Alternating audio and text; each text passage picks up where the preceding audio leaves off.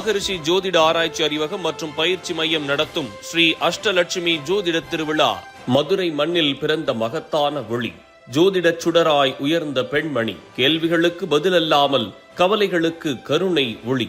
மதுரை மண்ணில் மிளிரும் மங்கையர், நட்சத்திரம் போல உயர்ந்தவர், கணிப்பில் கலைஞர், கருணையில் மின்னொளி.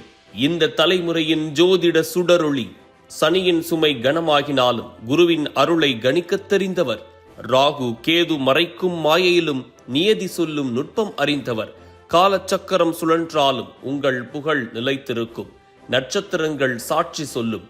இந்த யுகத்தின் ஜோதிட சுடரொளி நீங்கள்.